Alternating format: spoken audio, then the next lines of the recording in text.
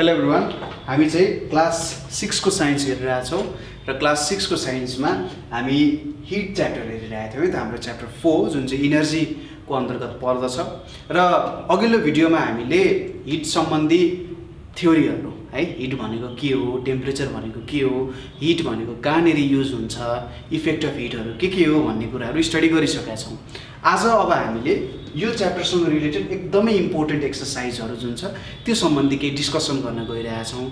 कस्तो प्रकारको क्वेसनहरू हुँदो रहेछ र त्यसलाई कसरी ट्याकल गर्न सकिन्छ है त। ल, हाम्रो क्वेसन्सहरू यहाँनिर हेरौँ के कस्तो खालको क्वेसन्सहरू छ। जस्तै फिल इन द ब्ल्याङ्क्समा छ। फिल इन द ब्ल्याङ्क्समा के छ भने सुरुको hit is a form of के हो त, हिट एउटा इनर्जीको फर्म हो है। Hit is a form of energy.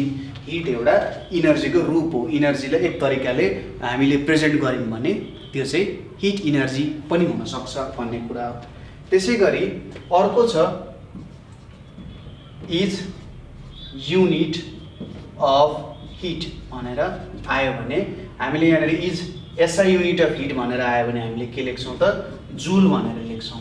यही क्वेसनमा चाहिँ यदि यो एसआई भनेर आएको छ, suppose is CGS unit of heat भन्यो भने हामीले के लेख्नु पर्ने हुन्छ त, क्यालोरी भनेर लेख्नु पर्ने हुन्छ है त।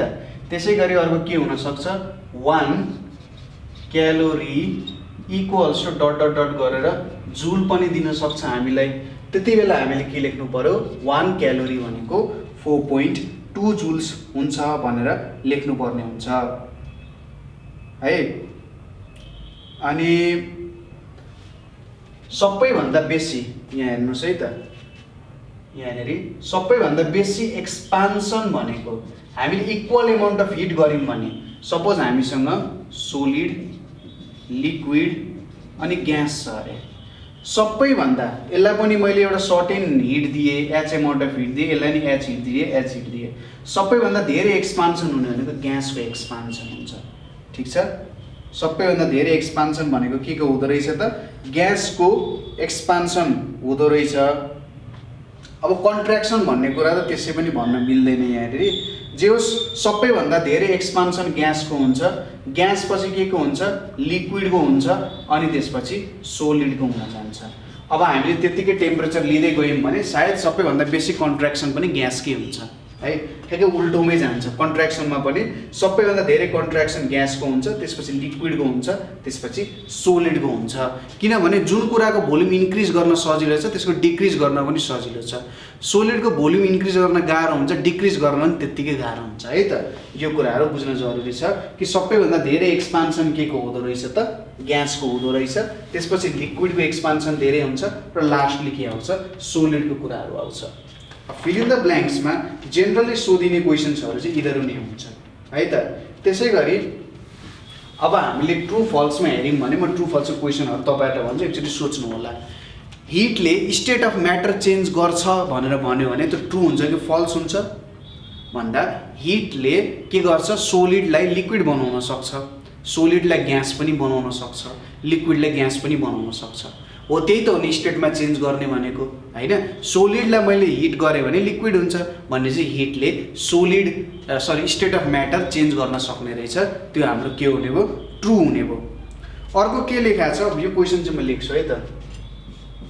A white colour object is good absorbent भनेको छ है त। व्हाइट कलरको अब्जेक्ट चाहिँ के हुँदो रहेछ, गुड एब्जर्बेन्ट भनेर भनेको छ। अब यो स्टेटमेन्ट ट्रु हुन्छ कि फल्स हुन्छ होला, एकचोटि सोच्नु त। के हुन्छ त भन्दा, जसको रेट अफ एब्जर्प्सन एकदमै धेरै छ नि, जसको रेट अफ एब्जर्प्सन एकदमै धेरै छ, त्यो के हुन्छ त, अलिक डार्क अब्जेक्ट हुन्छ। जस्तै ब्ल्याकको सबैभन्दा हाइएस्ट रेट अफ एब्जर्प्सन हुन्छ कलरहरूमा है। ब्ल्याकको रेट अफ एब्जर्प्सन सबसे धेरै हुन्छ किनभने उसले सबै लाइट सोच्छ। तर व्हाइटले सोच्दैन। हामीले गर्मी महिनामा व्हाइट कपडा लायौँ भने के हुन्छ, त्यति गर्मी फिल हुँदैन जति हामी ब्ल्याक कपडा लाउँदा फिल हुन्छ। त्यसैले white colour object is good absorbent भन्नु यो फल्स हो। यो चाहिँ रिफ्लेक्टर भनेर भन्न सक्छ। एब्जर्ब भनेको सोच्नु, रिफ्लेक्ट भनेको बाहिरतिर फ्याँक्नु। त्यसैले white colour object is good. यदि यहाँनिर रिफ्लेक्टर भनेको भए हामीले यसमा राइट भन्नु पर्थ्यो, तर एब्जर्बेन्ट भनेर भनेको छ, त्यही भएर यो स्टेटमेन्ट के हुन जान्छ, फल्स हुन जान्छ। अर्को के छ, thermometer measures the temperature of the body भनेको छ, त ट्रु कुरा हो। थर्मोमिटरले बडीको टेम्परेचरहरू नाप्ने काम गर्छ है। अब केही हाम्रो टिक मार्क गर्ने क्वेसन्सहरू छ, जस्तै यहाँनिर पहिलो, अब यहाँनिर फोजिल फ्युल कुन हो भनेर सोध्यो अरे तपाईँहरूलाई। यहाँबाट फोजिल फ्युल कुन हो? एउटा त छ हामीसँग बायोग्यास है, दोस्रोमा छ हाम्रो डङकेक, थर्डमा छ हाम्रो नेचुरल ग्यास र फोर्थमा छ हाम्रो फायरवुड। अब फोजिल फ्युल भनेको कस्तो हो त भन्दा पुरानो जुन प्लान्ट्स एन्ड एनिमल्स, जुन dead and decaying plants and animals थियो त्यहाँबाट निक्लेको फ्युललाई फोजिल फ्युल भनिन्छ। अब पहिलो छ हाम्रो बायोग्यास। यो बायोग्यास त डेड एन्ड डिकेड लिभिङ अर्गानिजम्सबाट निक्लिया होइन न। त्यसपछि अर्को छ हाम्रो डङकेक भनेको पनि यो केबाट बनेको हुन्छ त? डङकेक भनेको चाहिँ हाम्रो गोबरबाट बनेको हुन्छ, गाईको गोबरबाट बनेको हुन्छ। अनि फायरवुड भनेको पनि हाम्रो ट्रिजहरूबाट आउने हो, मरेको ट्रिजहरूबाट होइन, ट्रिजलाई मारेर चाहिँ आउने हो। र जुन यो नेचुरल ग्यास छ, यो नेचुरल ग्यास चाहिँ फोजिल फ्युलहरूबाट आउँछ। ठिक छ, यसरी यो अप्सन, हरेक अप्सनलाई बुझ्न जरुरी छ कि कसरी यो अप्सन निक्लियो भन्ने कुराहरू बुझ्नु भयो भने तपाईँले सजिलैसँग क्वेसनहरू सल्भ गर्न सकिहाल्नुहुन्छ, त्यस्तो कुनै प्रब्लम पर्छ भन्ने छैन। त्यसै गरी अर्को छ बायोफ्युल। यहाँबाट कुन चाहिँ बायोफ्युल हो भनेर सोध्यो भने एउटा छ गोबर ग्यास, दोस्रोमा छ एलपिजी लिक्विफाइड पेट्रोलियम ग्यास, थर्डमा छ कोल र फोर्थमा छ पेट्रोल। अब यहाँनिर हेर्नुहोस् त, यो पेट्रोल पनि एउटा फोजिल फ्युल हो, कोइला पनि फोजिल फ्युल नै हो र लिक्विफाइड पेट्रोलियम ग्यास पनि फोजिल फ्युल हो। तर गोबर ग्यास भनेको गोबरबाट निकाल्ने ग्यास हो, जुन चाहिँ एउटा अल्टरनेटिभ सोर्स अफ इनर्जी पनि हो र यो एउटा बायोफ्युल पनि हो। त्यही भएर अप्सन 1 चाहिँ हाम्रो के हुन जान्छ, राइट हुन जान्छ। ठिक छ, यो भयो। र एउटा कुरा के बुझ्ने भन्दाखेरि जुन क्लोथहरू डार्क हुन्छ तिनीहरू गुड एब्जर्भर हो, जुन क्लोथहरू लाइट हुन्छ अथवा लाइट कलर्ड हुन्छ तिनीहरू गुड रिफ्लेक्टर हो भन्ने कुरा पनि तपाईँहरूले बुझ्न जरुरी छ। ठिक छ, अब तपाईँलाई क्वेसन सोध्यो 4 सोर्सेस अफ हिट लेख भनेर सोध्यो अरे। 4 सोर्सेस अफ हिट लेख्न सोध्यो भने एउटा तपाईँ सन लेखिहाल्नुहुन्छ, दोस्रोमा तपाईँले के लेख्न सक्नुहुन्छ, बायोफ्युल है, थर्डमा तपाईँले लेख्न सक्नुहुन्छ बायोग्यास, फोर्थमा तपाईँले के लेख्न सक्नुहुन्छ, हिटर भनेर लेख्न सक्नुहुन्छ।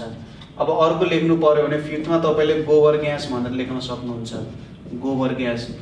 यसमा लेख्नु भने पेट्रोल भनेर लेख्न सक्नुहुन्छ। अर्को लेख्नु पर्यो भने डिजेल लेख्न सक्नुहुन्छ है।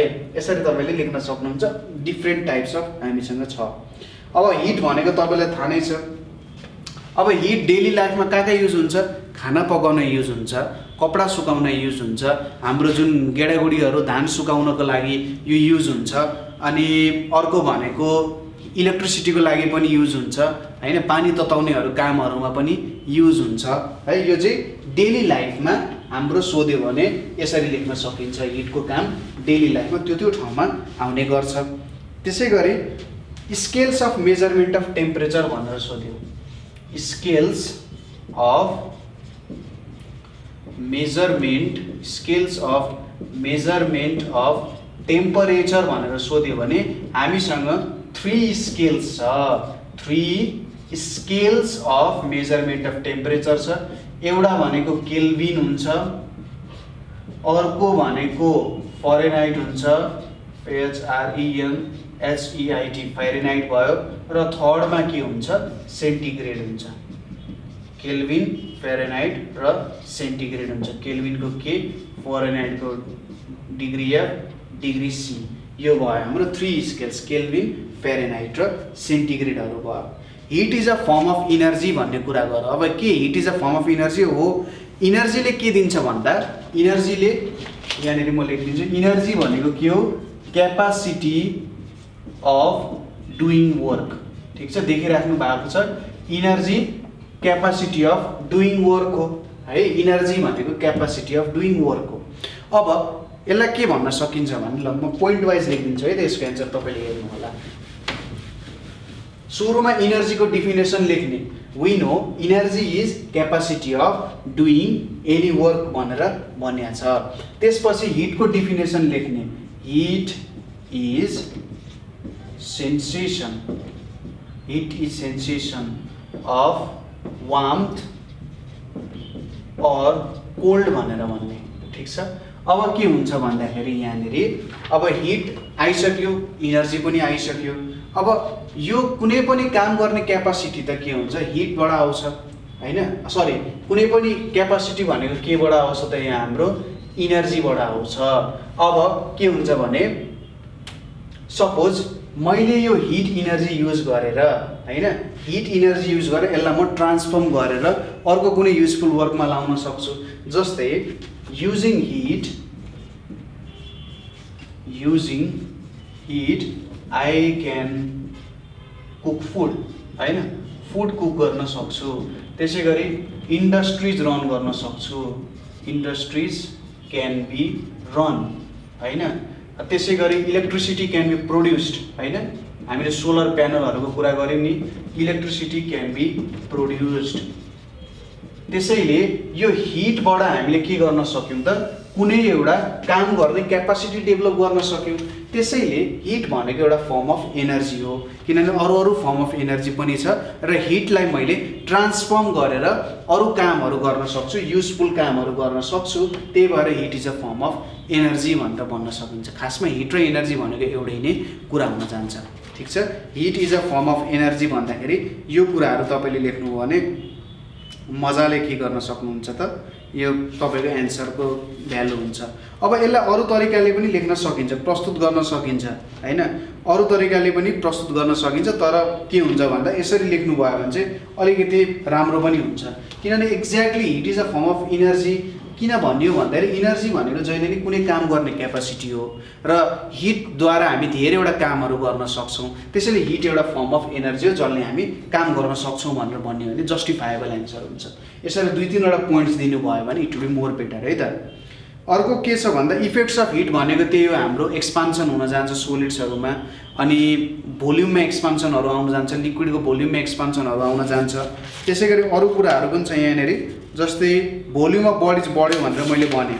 नेक्स्ट के छ, टेम्परेचर अफ बडी पनि बढ्छ, त्यसै गरी स्टेट अफ म्याटर पनि चेन्ज हुन्छ। तिनवटा कुरा, स्टेट अफ म्याटर चेन्ज हुन्छ, टेम्परेचरमा चेन्ज आउँछ, त्यसै गरी भोल्युम अफ बडिजमा पनि चेन्ज आउँछ इफेक्ट अफ हिटले। अब अर्को क्वेसन छ, जब हामी पानीलाई धेरै समय हिट गर्छौँ के हुन्छ भनेको छ। पानीलाई मैले धेरै समय हिट गरेँ भने वाटर केमा चेन्ज हुन्छ त, वाटरलाई मैले धेरै समय हिट गरेँ भने यो चाहिँ स्टिममा चेन्ज हुन जान्छ। के हुन्छ त, वाटरलाई धेरै हिट गरेपछि त्यहाँनिरको मोलिक्युल्सको भाइब्रेसन के हुन्छ, भाइब्रेसन बढ्छ। मोलिक्युल्स भाइब्रेसन के हुन्छ, इन्क्रिज हुन्छ। इन्क्रिज भएपछि एउटा यस्तो पोइन्ट आउँछ कि यति धेरै भाइब्रेसन हुन्छ कि त्यो जहाँ भाँडोमा जुन बिकरमा पानी तताइरहेछ त्यहाँबाट उछिटेर बाहिर निस्किन्छ, ठिक छ। र त्यति बेला केमा कन्भर्ट हुन्छ त, स्टिममा कन्भर्ट हुन्छ, ठिक छ। मोलिक्युल्स इन द बिकर के हुन्छ, escape out from the beaker due to very high amount of energy due to which steam is formed अथवा water is evaporated भनेर हामीले भन्न सकिन्छ। त्यसै गरी थर्मल एक्सपान्सन भन्ने कुरा तपाईलाई थाहा नै छ। हामीले हिट गरेर केही कुरा एक्सपान्ड हुन्छ अथवा भोल्युम इन्क्रिज हुन्छ भने त्यसलाई थर्मल एक्सपान्सन भनेर भन्न सकिन्छ, हैन। हो यो कुराहरू भयो। त्यसपछि हिट र टेम्परेचरको डिफरेन्स तपाईले लेख्न सकिहाल्नुहुन्छ। हिट भनेको सेन्सेसन अफ वार्मथ हो, टेम्परेचर भनेको डिग्री अफ हटनेस र कोल्डनेस हो। त्यसै गरी हिटलाई जुल अथवा क्यालोरीमा नापिन्छ, टेम्परेचरलाई केल्भिन, सेन्टिग्रेड, फेरेनहाइटहरुमा नापिन्छ। बायोफ्युल र फोसिल फ्युल तपाईलाई थाहा नै छ। बायोफ्युल भनेको जुन फ्युल चाहिँ हामीले प्लान्ट्स र एनिमल्सको रिमेन्सहरुबाट पाएको हुन्छौं सर्ट टर्ममा, त्यो बायोफ्युल्स भयो। फोसिल फ्युल भनेको नि प्लान्ट्स र एनिमल्स तर लङ टाइम लाग्छ। त्यसै गरी बायोफ्युलहरु भनेको अल्टरनेटिभ सोर्स अफ एनर्जी हो, तर फोसिल फ्युल भनेको नन रिन्युएबल। नन रिन्युएबल भनेको त्यसलाई फेरि रिन्यू गर्न सकिँदैन भन्ने हो। है त। यो कुराहरू यहाँनिर लेख्न सकिन्छ, ठिक छ। यो कुराहरू तपाईँले बुझ्नुभयो होला, सिम्पल कुराहरू छ। त्यसै गरी कहिलेकाहीँ के पनि सोधिन्छ भन्दाखेरि तपाईँले छुँदैमा sense of hotness and coldness by touching does not always work well. क्वेसनले के भन्यो भन्दा तपाईँले छोएर है, तपाईँले छोएर जुन यो हट चिसो छ, यो तातो छ भन्ने कुराहरू चाहिँ जहिले ठिक हुन्छ भन्ने छैन भन्ने कुरा गरिरहेको छ। किन हुँदैन त भन्दा तपाईँले यो भन्न सक्नु हुँदैन कि यो यति तातो छ, यो यति चिसो छ भनेर भन्न सक्नु हुँदैन, र जहिले पनि टच गरेको कुराहरूमा होइन यो ठिक हो भनेर पनि भन्न मिल्दैन होइन। त्यही भएर चाहिँ जेनरली हामीले एक्ज्याक्टली भन्न सक्दैनौँ कि यो कति तातो छ, यो कति चिसो छ, यो ठिक हो कि होइन, यो बेठिक हो कि हो भन्ने कुराहरू एक्ज्याक्टली हामी भन्न नसकेको कारण चाहिँ हामीले के बुझ्नुपर्छ भने यहाँनिर यो सेन्स अफ टचले चाहिँ राम्ररी काम गर्दैन भन्न खोजे हो, ठिक छ। यो कुरा भइहाल्यो। अब engine of running car is hot भनेको छ। जुन रनिङ कार छ, एउटा उडिरहेको गाडी, त्यसको इन्जिन चाहिँ हट हुन्छ अरे। किन हुन्छ त भन्दा त्यहाँनिर कन्टिन्युसली के भइरहेको हुन्छ, इनर्जी प्रोड्युस भइरहेको हुन्छ अथवा हिट इनर्जी प्रोड्युस भइरहेको हुन्छ। कारलाई हिँड्न त इनर्जी चाहिन्छ, त्यहाँनिरको जुन हाम्रो फ्युल छ, ठिक छ, यहाँनिर म लेखिदिन्छु, यसलाई नि तपाईँले पोइन्टमा मिलाएर लेख्नु होला है त। जस्तै जुन फ्युल हुन्छ हाम्रो, यो फ्युल चाहिँ बर्न हुन्छ, किनभने गाडीले अगाडि कुद्नु पर्यो, फ्युल बर्न हुन्छ। बर्न हुनु भनेको इनर्जी प्रोड्युस हुन्छ। इनर्जी प्रोड्युस हुँदाखेरि यो हिट पनि हो, ठिक छ, हिट इनर्जी प्रोड्युस हुन्छ। अब हिट इनर्जी प्रोड्युस भएपछि त हिटले त के गर्छ त, तातो बनाउने काम गर्छ। त्यही भएर के हुन्छ, इन्जिन तातो हुन जान्छ, ठिक छ। फ्युल बर्न हुन्छ, बर्न हुँदा इनर्जी प्रोड्युस हुन्छ होइन। यो चाहिँ दाउरा डढाए जस्तो क्या, दाउरा डढाउँदाखेरि आगो बल्छ नि, त्यो तातो हो नि, हो यहाँ पनि त्यस्तै हुन्छ, ठिक छ।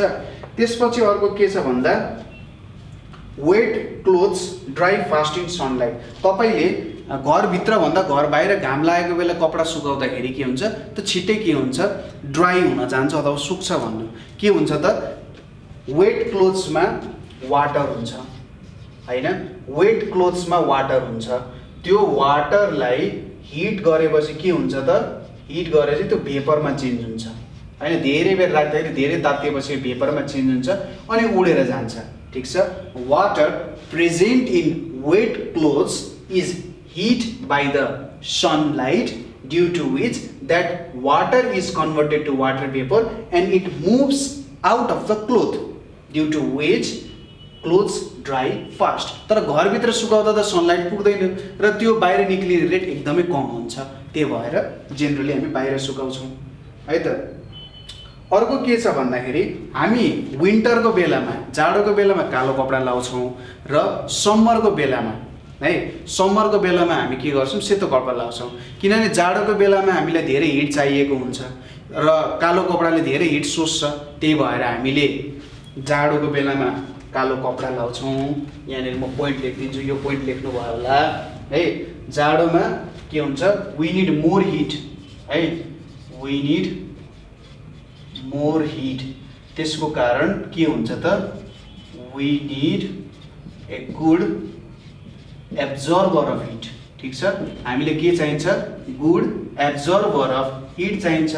अब ब्ल्याक क्लोथमा के हुन्छ त, black cloth has the best rate of absorption, ठिक छ। यसको चाहिँ एब्जर्प्सनको रेट एकदमै राम्रो हुन्छ। त्यही भएर हामीले ब्ल्याक क्लोथ लाउनु पर्ने हुन्छ विन्टरमा। अब समरको लागि के लेख्ने, मोरलाई लेस बनाउने, we need less heat in summer, we need a good, यहाँनिर के लेख्ने, रिफ्लेक्टर लेख्ने, रिफ्लेक्टर अफ हिट। अनि यहाँनिर ब्ल्याकको साटो के लेख्ने, white cloth has the best rate of के लेख्ने, एब्जर्प्सनको साटो रिफ्लेक्सन भनेर लेख्ने, ठिक छ। ठ्याक्कै मोरलाई लेस, एब्जर्बरलाई रिफ्लेक्टर, ब्ल्याकलाई वाइट, एब्जर्प्सनलाई रिफ्लेक्सन बनाउनु, तपाईँको एन्सर त्यही हुन जान्छ, ठिक छ। यसरी तपाईँले लेख्न सक्नुहुन्छ, यही कुराहरू लेख्ने हो। हो जेनरली यही थ्योरीहरू अथवा यही क्वेसनहरू सोधिरहेको हुन्छ।